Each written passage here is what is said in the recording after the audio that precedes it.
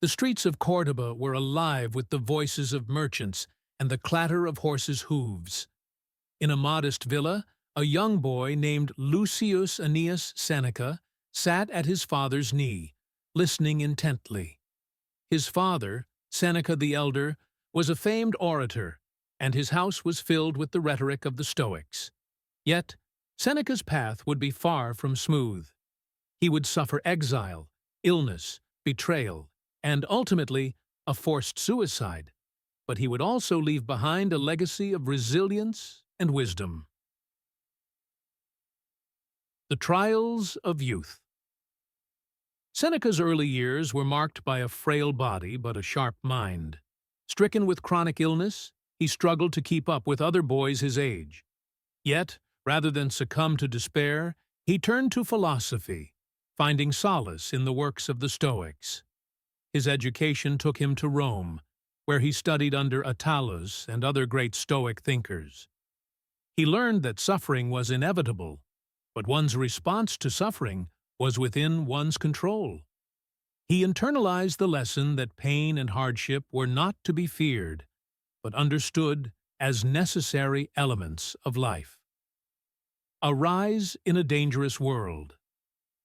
As a young man, Seneca's brilliance in oratory and philosophy earned him favor in the imperial court. But Rome was a place of treachery. When Emperor Caligula came to power, Seneca's eloquence drew envy. It is said that Caligula considered executing him but refrained, believing that the sickly young philosopher would soon die of natural causes. But Seneca did not die. He endured. When Caligula was assassinated, his successor, Claudius, exiled Seneca to the remote island of Corsica, accusing him of an affair with Julia Livilla, the emperor's niece. This was a crushing blow.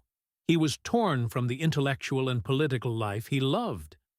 Yet, rather than wallow in despair, Seneca embraced his exile as a test of his philosophy. A gem cannot be polished without friction, nor a man perfected without trials, he wrote from Corsica, using his hardship as an opportunity for deeper contemplation. Return to power and the burden of mentorship.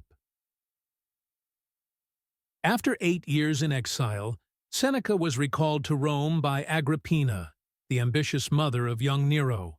She saw in him the perfect tutor for her son, and so Seneca became the guiding force behind the future emperor. For a time, under Seneca's influence, Rome flourished. He preached clemency, wisdom, and restraint to his pupil. But power is a corrupting force, and soon Nero's true nature emerged. He had his own mother killed, along with his rivals, and plunged Rome into tyranny. Seneca, now one of the wealthiest men in the empire, tried to retire, retreating into philosophical study. But in an empire ruled by madness, there was no true escape. In 65 CE, he was accused of conspiring against Nero in the failed Pisonian conspiracy. Facing death as a Stoic. Nero sent soldiers to Seneca's home with an ultimatum: take your own life or face execution. Seneca did not plead. He did not rage. Instead, he calmly called for his friends and family, embracing them before slitting his veins. His wife, Pompeia Paulina, tried to join him in death, but she was forcibly saved by Nero's order. As he bled slowly, Seneca continued to discuss philosophy with his companions. His final moments were not of fear, but of quiet dignity. "It is not that we have a short time to live," he had once written, "but that we waste much of it." Seneca's legacy. Seneca's life was a testament to his philosophy.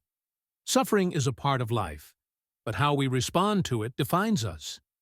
He showed that hardship is not something to be feared, but embraced as a tool for growth.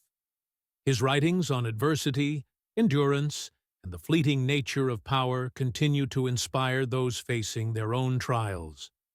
Though he lived in a time of tyranny, though he suffered exile and betrayal, Seneca's words have outlived the emperors who sought to silence him. His guide to overcoming hardship remains as relevant today as it was in ancient Rome.